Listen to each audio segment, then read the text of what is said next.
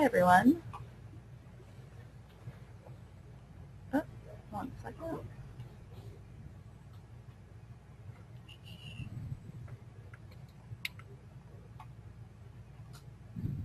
What is the poll? Alright. We good to go? Yep. Can you see the accepting presenter? There you go. I can see your screen. All right, cool. Thank you very much. Thank you for the introduction, and good morning, everybody. Welcome to Training on the T's, brought to you by Pragmatic Works. Today, as Rachel mentioned, we're going to be discussing some report subscriptions, and this little panda bear wants to know what we're doing. So like she mentioned, we're going to be talking about report subscriptions and a little bit into SSIS, certain parts of subscriptions that can't be handled, you can kind of make up for in SSIS. So to start off, I'll tell you a little bit about myself. I am a business intelligence consultant here at Pragmatic Works. My primary focus is on SSIS and SSRS. Prior to working here, I worked for a company in downtown Jacksonville developing reports using crystal reports and deploying them to business objects. On a personal note, I am a huge motorsport enthusiast. Anything that has an engine and can be raced, I like.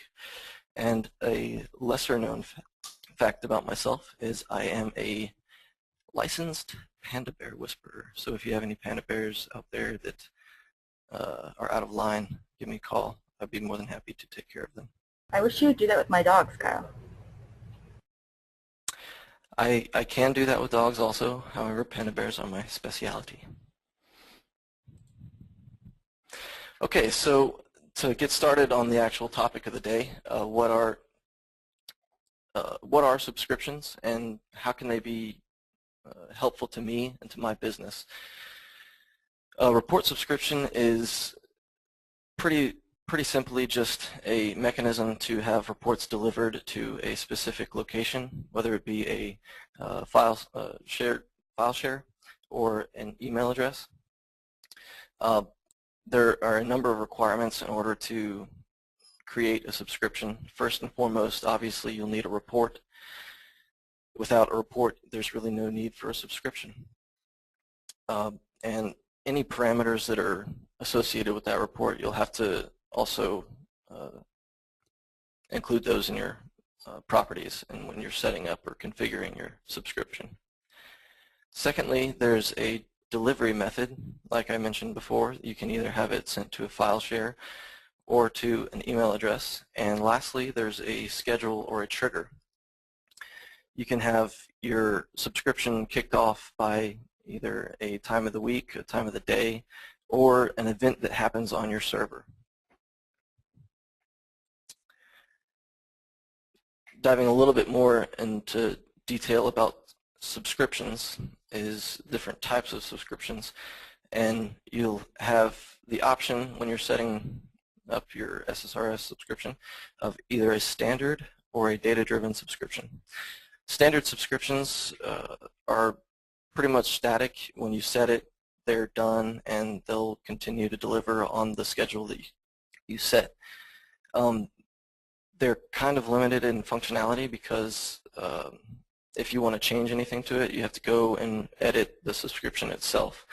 A data-driven subscription, however, is a little bit more dynamic. It allows you to edit properties associated with the subscription by simply changing a table in your database or changing a view, whatever you're using to drive the data part of the data-driven subscription. Okay, so I don't like to do a whole lot of slides, so I'm kind of just going to go right into the scenario. You have a boss that calls you into their office, and they're pretty upset because they want their reports. And if you're lucky enough to have this little panda bear cub as a boss, then I envy you. So you're kind of caught off guard. You say, okay, I'll get that taken care of for you. Really, I just made up this story so that I have an excuse to include all these really cool panda bear pictures. I hope you don't mind. So it's demo time. We're going to go ahead and start the demo and show you pretty much a simple scenario of a report subscription, both standard and data-driven. These subscriptions can get pretty complex, but for simplicity's sake and time constraints, I'm just going to go over a fairly simple example. So if you're being asked to create a subscription on a report, I would hope that there's already a report deployed to your server. If there isn't, then that's pretty much step one. You're going to have to create a report and deploy it.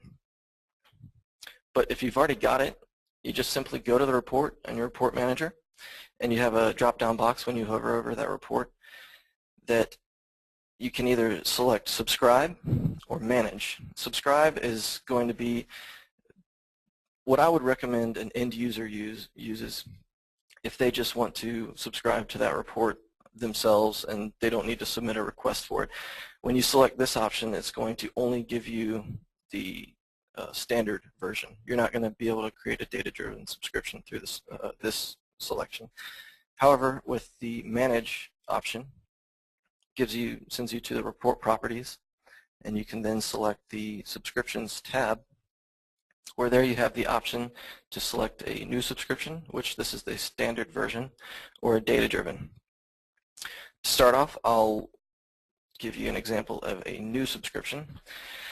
First thing you'll notice is there's a delivery method here.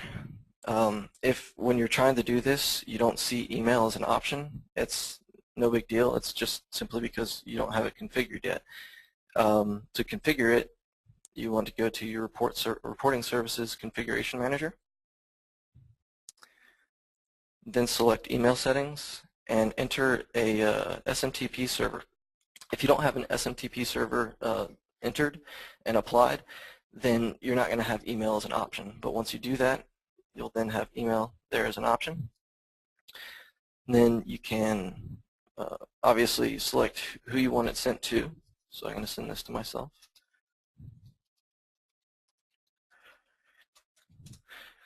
Oops, that's not what I wanted. And then you can have carbon copies sent or blind carbon copies. It's pretty much just like composing an email. You can select the format that you want your report to be rendered in. So I would like mine in PDF. Your subject is defaulted to the report name and the time that it was executed. You can add, as many details or things like that as you'd like into your subject also, as well as an actual body or content of your email.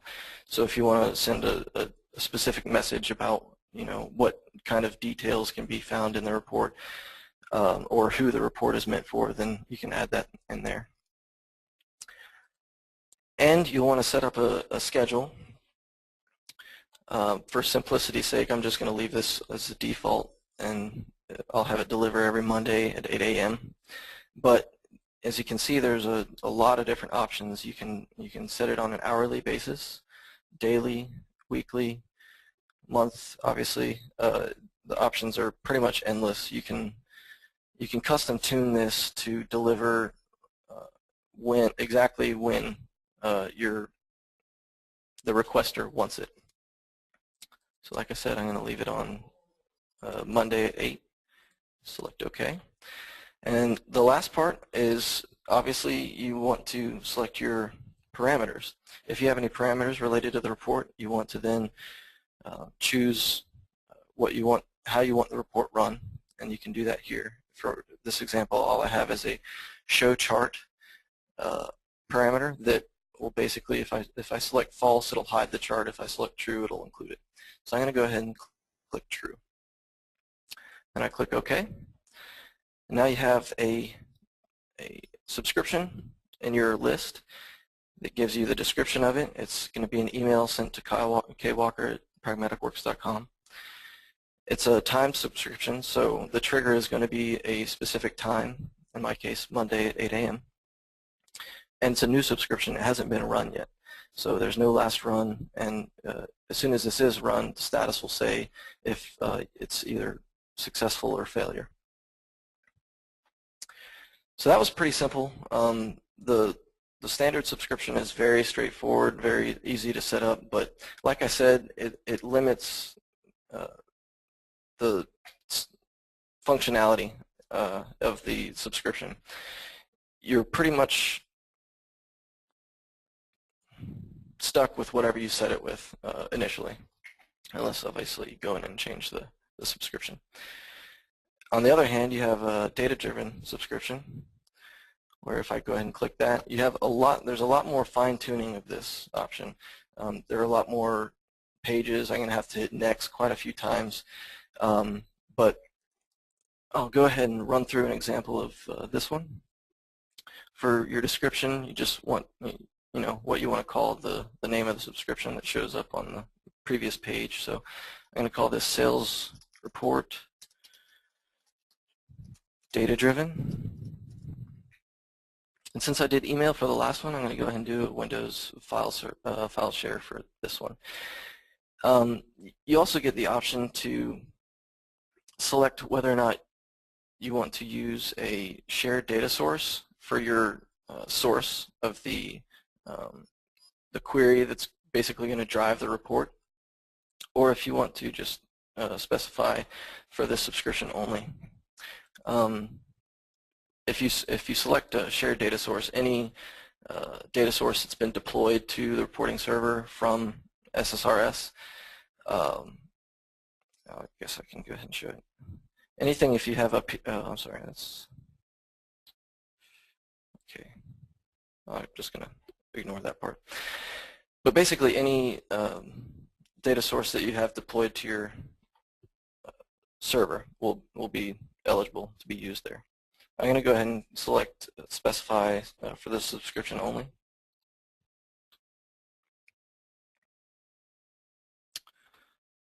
And it's going to take a while. While it's loading, I'm going to grab the connection string for that data source. While it's loading, we also have a couple quick questions, Kyle. Sure. They would like to know if you're using SQL Server 2008. I'm using SQL Server 2008 R2. Yes. Okay. And another quick question is, data-driven is data-driven only available on Enterprise? I believe so. I'd have to double check on that, but I believe it is. Okay, great. Thank you. And I don't know what's taking so long, but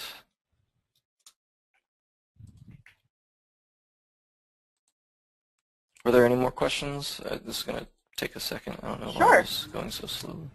Okay. Can you deliver subscription to printer? No, you're not able to deliver to a printer. However, if you not that I'm aware of. I answered that pretty quickly, but I don't think that you're able to deliver to a printer. I would probably just suggest delivering to an email and then printing from there. I don't know why this is taking so long. Okay, we have more questions. So another quick one is, can you use SSRS 2008 R1 or R2 with SQL Server 2005?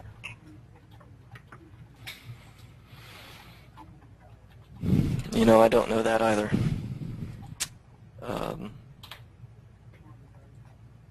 Well, Kyle does blog on bidn.com, so actually one of our audience members says that you can. Okay. You can in fact do it, but we can look up the answers to these questions and post them later on in the week on bidn.com on Kyle's blog. So thank you everyone for asking. Yes, thank you.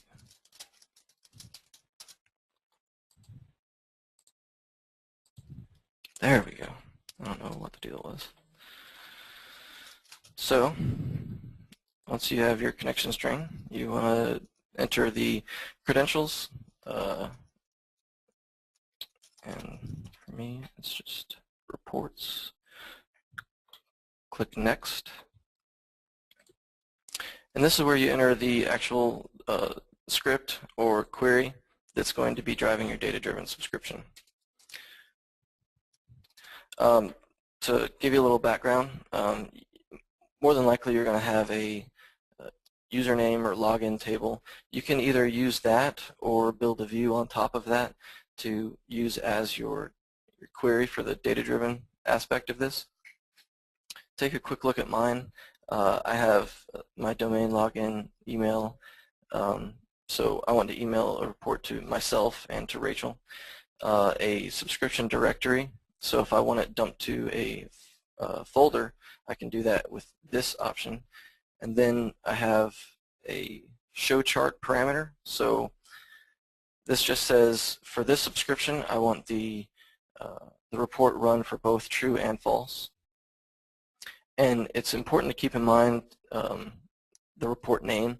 You'll want to specify a report name if you have multiple parameters and you're going to be dumping multiple reports into a file or a folder. So that if you have the overwrite option selected, you don't just overwrite the same report, and basically what you're left with is the last report that was run.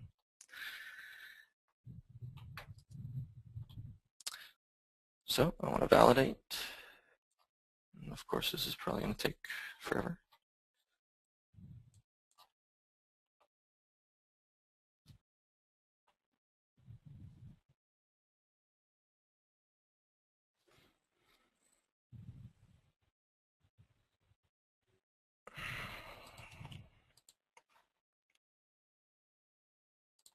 All right, it validates. Let's just go to next if it'll let me.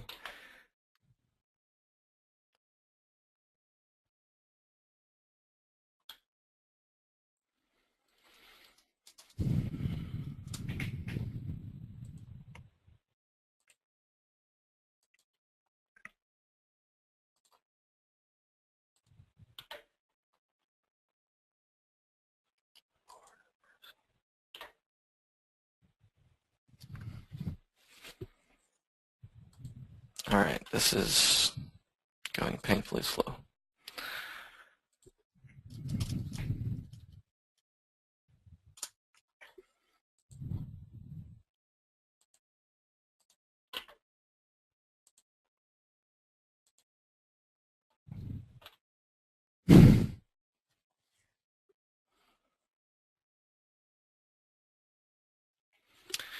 All right.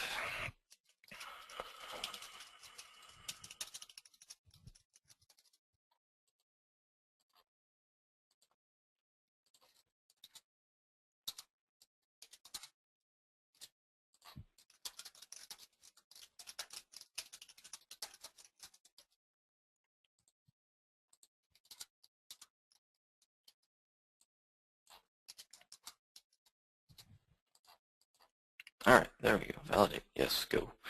All right, so here's where we select what values we want to use from the data pulled from the database.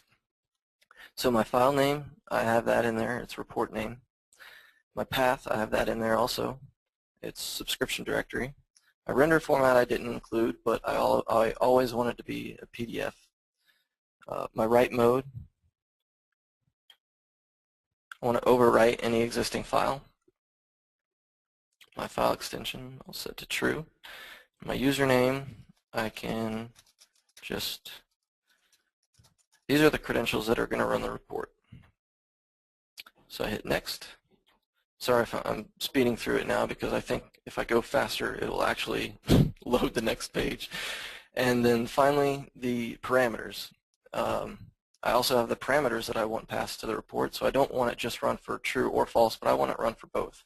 Because for each email address I have two values for this field. Okay, and I want to create a new schedule, and I'll make that 8 o'clock every day. And finish. All right. Yeah, I got through it because that was starting to be frustrating. Almost. All right, well that's trying to load. I'll go ahead and show you what creating a subscription actually does in the background. Since I've already got one created, you'll sort of be able to see what's going on. What the subscription is a job created on the report server. So if you want to look at the job itself, you'll just go to whatever server you're reporting, you're using for the report server. In this case, it's just my machine. And then look at the SQL agent job. Oh, and another thing that reminds me, in order to do any of this, you're going to have to start the SQL Server agent on your SQL Server Configuration Manager. So I want to refresh jobs. Oh, okay, it looks like the second one got created. Cool. So now I have both subscriptions created. One's a data-driven, one's a static, and I forgot to put data-driven on this one again after the third time of creating it, but that's okay because this symbol right here says that it's data-driven. It's a subscription based on data found in a database. So once you've got those created, say you want to do some testing or troubleshooting, but you don't want to go through the hassle. As you can see, it could get pretty frustrating of clicking on edit and resetting your subscription, or your schedule rather. If you want to just run the job, which in essence will perform the same function of running the subscription, but do it on demand, you can come to your jobs and just click Start Job. But as you can see, these little job names are slightly less intuitive than one would hope. It's okay because all this data is stored on the database, on your report server database. So all you have to do is write up a quick script, that pulls data from those tables in your report server database. And so I had this one pre-created, and so the send email to kwalker@pragmaticworks.com is job 1B. So if I want to run that on demand, I simply go to 1B and I right-click and I start job. Or if I want to troubleshoot or test my data-driven subscription, I know that that is D16, so I can go there and start the job there. And also, this particular script includes the name of the report that's being run in the subscription.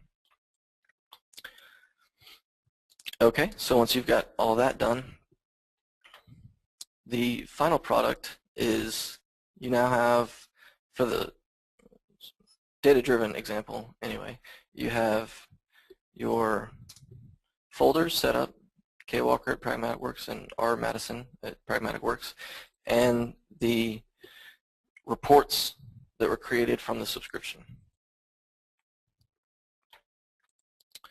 So once you've got that, this is the part that I was looking forward to, because this is the SSIS part. I noticed that probably the second most used skill in the stack during the poll was SSIS, so here's a little treat for all the package developers. If you have a request from your boss that says, okay, I want all of these reports, it's a series of reports sent in one email. Problem with that is SSRS is not able to do it. Even with the expanded functionality of a data-driven subscription, you're not able to include multiple reports or multiple attachments into one email. But you can kind of do it in a roundabout way using the data-driven subscription that outputs to a file share, and then using a SSIS package with either a send email task or your choice of any third-party task that will actually email multiple files. Basically, you can create a variable that will append multiple files to an attachment and send it out that way. So that's what I'm going to go over now, is the SSIS portion. So first things first, we want to create a object variable that stores the subscription directories that we want these reports pulled from.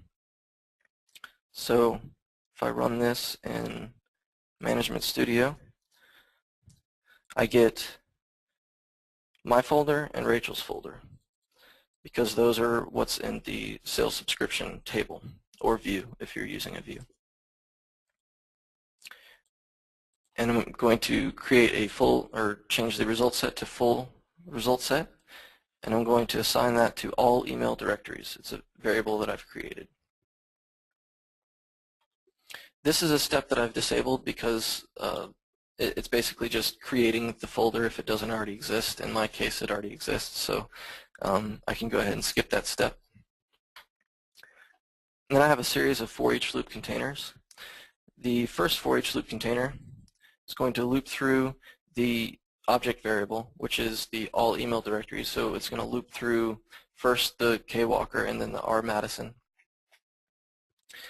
And it's going to output the value that it pulls to my email directory variable, which is another variable that I've created ahead of time. And I don't have any expressions set for this one. Apologies. So this entire loop is simply going to loop through my file system, whatever folders are pulled back from this execute SQL task. Now my second for each loop container is going to loop through the directory, the first directory selected. So it's going to take the email directory variable and apply that to the directory property. So even though, well, this is correct now, but each iteration of the loop, this value will actually change behind the scenes. And I want to loop through all the PDF files. And I'm going to map that file name to a report subscription file variable. I think I had a couple. Nope, okay. So at this point of the package, I'm looking through a specific directory path, and I've pulled a specific file out of it. So in this case, I have 2 PDF files in that folder, so it's going to loop through this loop twice. And each time, it's going to execute this script task, where I have my variables set up. The read variable, obviously, I need to read the report subscription file, which was created by the loop. And then my write variable is going to be a file collection. This is what's going to append each the list of files together to then attach to the email. And if I look at my script, it's a pretty simple script. All I'm doing is declaring the variable, current text, and I'm assigning the value from file collection from my SSIS package to that variable. If the current text is blank, then I'm going to assign the file variable the value of the report subscription file. If it's not blank, then it's going to append a pipe and then the report subscription file. So basically what that's going to do is the first iteration of the loop, it will add the first file, and then on a second iteration of the loop, it'll add a pipe and then the second file.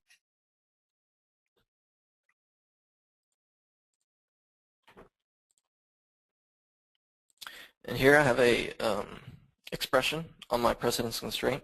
It says if the file collection is blank, then I don't want to go any further. That's where I want to stop the package. I don't want any emails sent. And here's where you can kind of be creative, or if you have any third-party tools, you're more than welcome to use them. But if you don't have any third-party tools and you just have the native SSIS tasks, what you'll need to use is a send email task, which you can configure with an SMTP connection manager. So you'll want to set up that first, and once you have that set up, you can go ahead and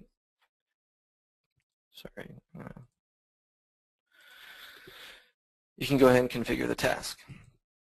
So who you want it mailed to, a lot of this stuff isn't going to really matter because it's also going to be updated using expressions that are based on variables that are updated by the loop, which you can see here. So file attachment, I want to be the file collection variable that was created by the second loop. And the toLine, I want to be the email address that was created. So that's one option. Another option is a custom task. In this case, this is a task offered by Pragmatic Works and in our Task Factory product. It's called the Advanced Email and SMS task. So you can either send this to an email or to a mobile device. To configure this, it's pretty straightforward and simple also. If you don't already have a connection, you can create a new one there. I've already got one set up. And neat thing about Gmail is you can use Gmail's SMTP server to drive this task. You won't be able to use it for the native SSIS task, but you can use it for this. And then just like the other task, you want to set up your subject, your toLine. Again, some of these things will be updated by each iteration of the loop. But I want to say, here are your sales reports. Okay. I think that was all that I needed. Oh, and I want to show the expressions that I've got applied to that.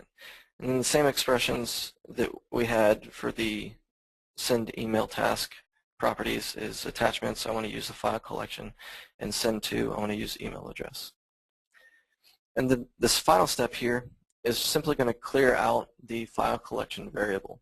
So once the email has been sent to the first person, I want to reset the files, because say if you have a certain setup in your data-driven subscription that runs each report for each individual person that applies some sort of security or things of that nature, you don't want people getting other people's reports. So this is going to clear out your file collection variable. It's very simple, just equals to 0 or equals blank. And then it's going to loop through again. So for every file directory it finds, it's going to loop through that many times. And for every file it finds in that file directory, it'll loop through that many times here. So I believe I've got everything set up correctly. So I'm going to go ahead and execute this package. And I have breakpoints set up so that we can take a look at the variables as they update. So first I have the kwalker at Pragmatic Works folder as my email directory, and if I click next, you'll notice my file collection has changed, which is adding a new file. And if I click go again, it's going to go ahead and go to the send email, which can sometimes take a little while. There we go. So I'm going to do the same thing for the next iteration of the loop. I'm going to press go and go again and go again. And as you can see here, I just got an email from myself, but not from my work email address, that has my 2 reports in one email. It's basically building on the data-driven subscription to make it more usable, a little bit easier if you have a series of reports, like I said, that you run 10 reports with 5 different sets of parameters. You don't want 50 emails every morning, so this is going to be a good way to take care of that. Hey, Rachel, did you get that email also, by any chance? I did. I got your reports. Cool. Good deal. So, proof that it works. Okay, and wrapping up a little bit early. Here's the subscription script that I mentioned earlier. This is what you can run in your reporting services database to pull back the ID with its corresponding subscription name and the report that is being run by that subscription. And now you can rest easy knowing that your reports will be delivered on time, taken care of, and your boss won't be yelling at you.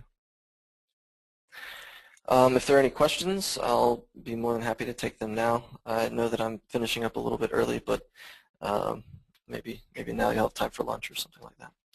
If you have any questions that you think of after this, you can email me at kwalker@pragmaticworks.com or check out my blog or email me on bidn.com.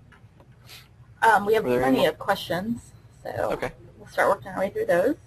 Doug would like to know, are these screens the same for both enterprise and standard SQL versions? I only really develop in one version. I can't say for sure.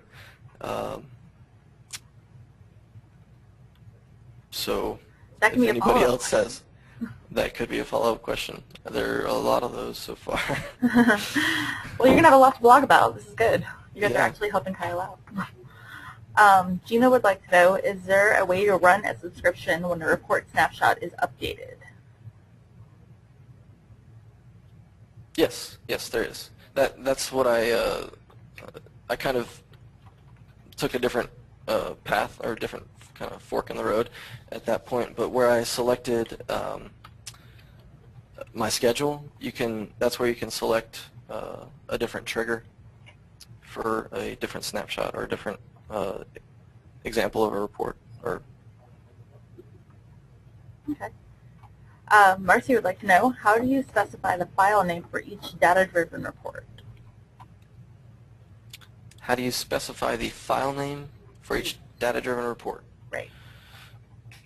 Let me see if I know what she's meaning here. Oops.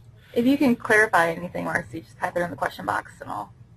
I think what she might be talking about, the file name here. I would assume so.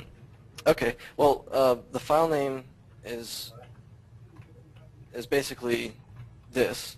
This is what's being applied to the name of the file as it's being delivered to the file share or being attached to an email. So you can just, I called it report name, but it could also be file name. As you can see, I guess to show an example, I have sales order report and sales order report with chart, and those are the two options here for report name.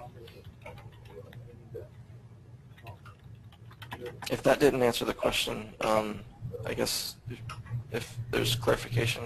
Yeah, if you can type in any kind of clarification, that answered it for you, Marcy. We have another one from Ron. Can you rename the jobs to reflect something more familiar to the subscription? Absolutely. You can rename these jobs to whatever you'd like. Let's see. Where is my...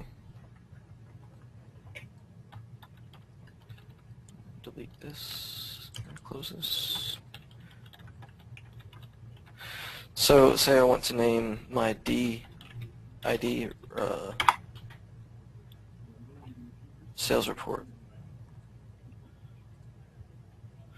You can rename this here, and it'll save it for the most part. But as soon as you make an update to the subscription itself, that is going to basically undo it.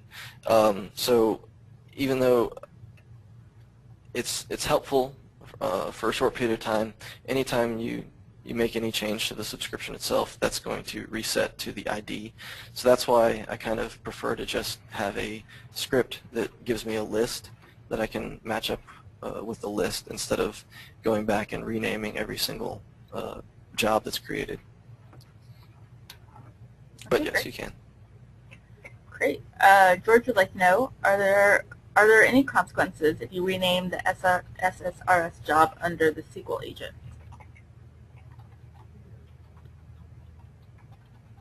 I think that's pretty much the same question, perhaps. Okay. Um, Rephrased. Yeah, well, no, I mean, he basically wants to know if that's going to mess up anything. No, it won't mess up anything. It still stores the job ID and your steps, so it still knows what to run and when to run it, but this is just to help be a little bit more intuitive. So Okay. yes, you can do it with no problem. Okay. We have another question. Do you have a more robust script to show copying, blind copying, and last status that you could possibly put in your blog? Oh, Or? this script. I think if I'm thinking of the right thing, I believe I have, it wasn't my script, it was actually a comment somebody left on my blog that does have a, so slow, that does have a more detailed list of items on that script. Let me see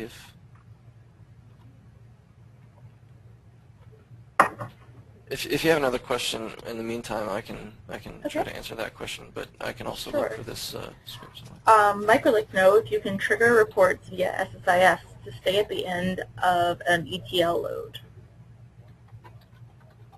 Trigger a report at the end of SSIS? No, can you trigger reports via SSIS?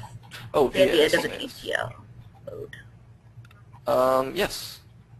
You can kick off a agent job using SSIS. Chris would like to know, when sub failed, do you know of an automated way to rerun as a whole?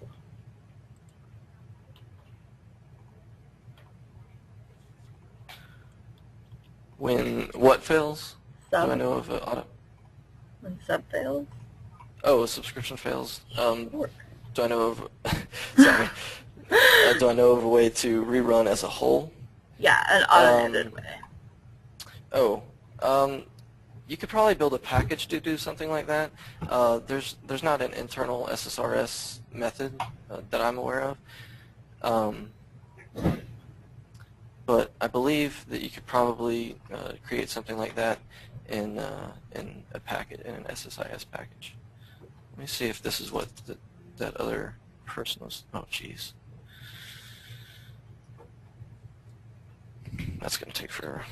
Let me just see if it's in the list. Username, path, runtime.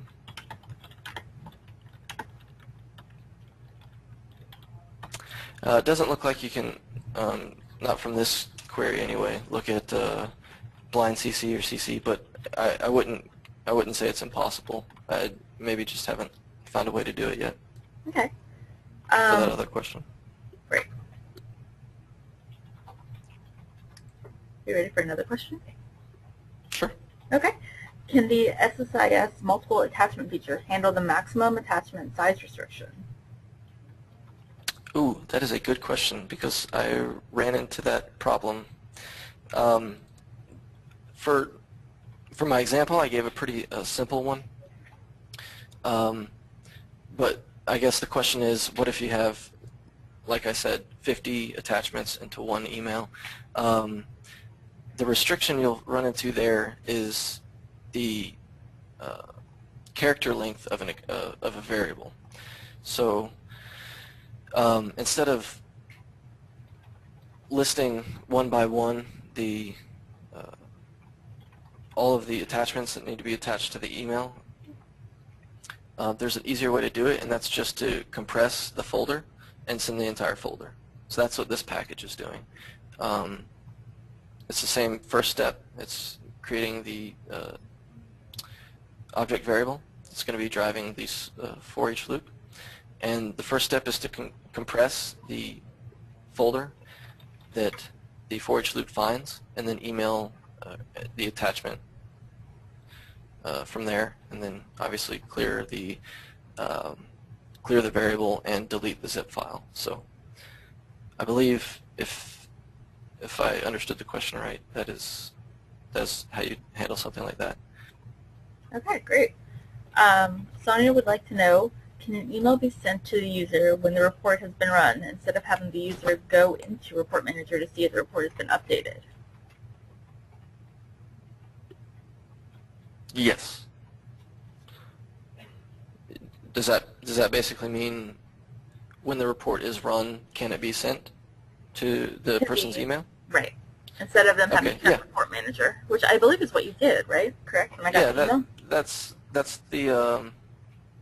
the main premise of the subscription, is to, when the report is run, it sends it then to the whoever is on the delivery list or something like that. Which is how I got your wonderful report. Yes. Stephen would like to know, since SSRS reports are web-enabled, can you just send an email with reports with links instead of PDFs? Yes, you can do that also. Okay, good question, Stephen. Very good question. All right, let's see. Here's another question. Can the report parameters be triggered off a table in Oracle as the underlying database? I've never used Oracle as the source of the data-driven subscription, but I wouldn't think it's impossible. Let me see if I can edit this and take a look. Because the variables would be stored the same place that all the other information from the data-driven aspect of it is stored. So I believe you'd still be able to query that from an Oracle source. Wow, I don't know why my machine is so slow. There we go.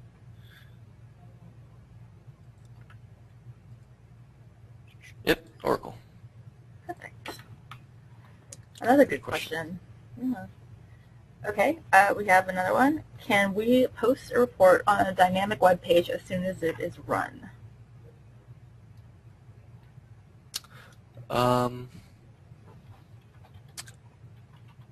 I believe that would be possible, but that's another one of those things that I've never been asked to do it, and usually that's how I learn things, is somebody asks me to do it and I just go figure out a way. I wouldn't say it's impossible, but I don't know for certain. Okay, great. Truman would like to know, does 2008 R2 still fail the entire subscription if one email address is invalid? No. Under your status here, it will say how many reports were rendered using the subscription. So if you have, in our case, you and I, we had two reports for two individuals. So it would say it was run 4 times, and if one of those reports for some reason failed, it would say 3 success, 1 error. So the whole subscription wouldn't fail, just that one report. Oh, well, that's good. It's very reassuring. We have another question. Can the report parameters in the subscription be triggered off a table? Oh, we just asked that one. Sorry, that was my fault. Is it possible to password protect the attachments sent through email?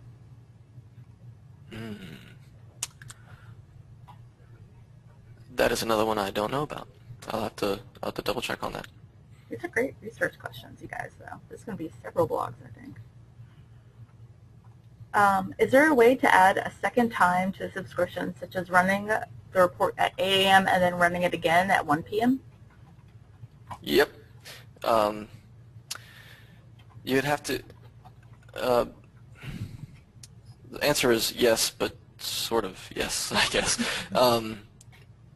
There's an hourly option, and in that case you can select how many hours you... Every so many hours you want the report run and delivered. But if you also want that done only on certain days, then I don't think that's possible. It's basically one or the other. If you want it on a certain day, then you get one time during that day. If you want it on a specific multiple hours, then you get it multiple hours in the day, but every day.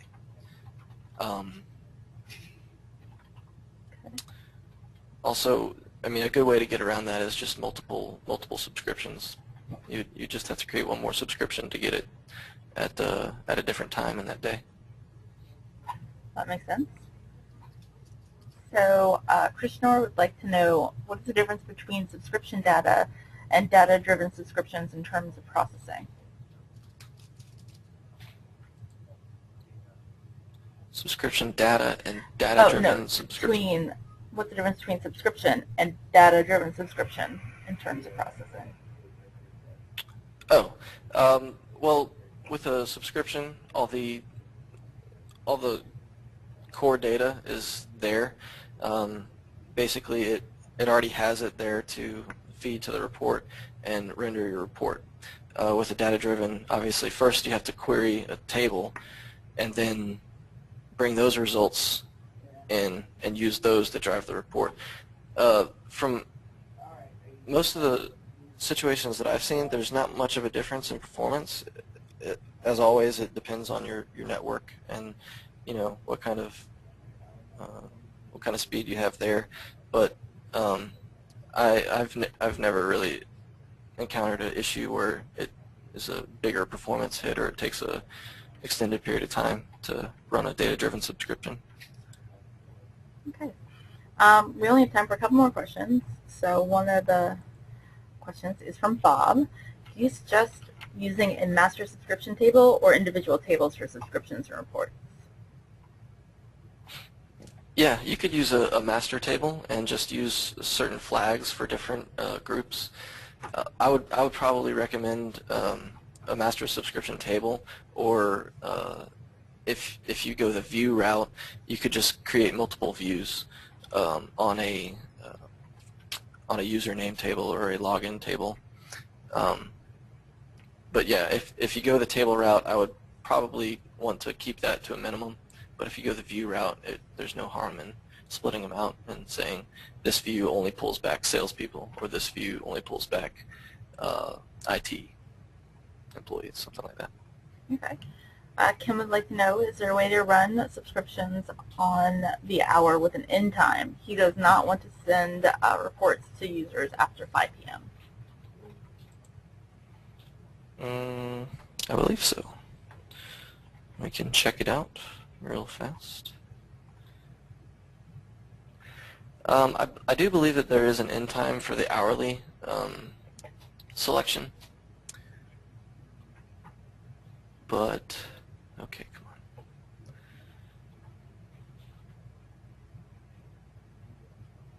But again, if there isn't, then that would be another instance where you could just use multiple subscriptions.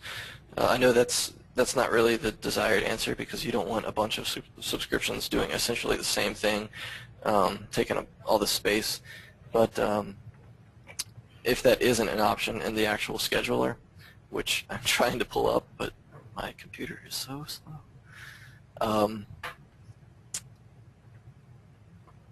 you could do it that alternate route. Okay. And I know that we have a ton of questions, everyone. I'm sorry if I can't get to everyone's, but Kyle will be following up with blog posts, so be sure to look for that. And the last question we have time for today is from Mita, and she would like to know, she needs to set up a subscription for a text file where the file name contains a date parameter. Is there any way to do that? Subscription for a text file. Is the text file produced by a report? I don't know. She's still, Meta, would you like still to? there? Yeah, I believe so. If you could just clarify in the question box, that'd be great. Oh, yes, it is. Okay, and the text file itself has a date appended to it? Yeah, a date where the file name contains a date parameter. Okay. Okay, now, I'm sorry, can you reread that question? Sure. She needs to set up a subscription for a text file where the file name contains a date parameter. Is there any way to do that? Oh, okay. Yeah, you can do that, but that's probably going to be wow, awesome. That's probably going to be another one of those situations where you would need to use SSIS to fully do that.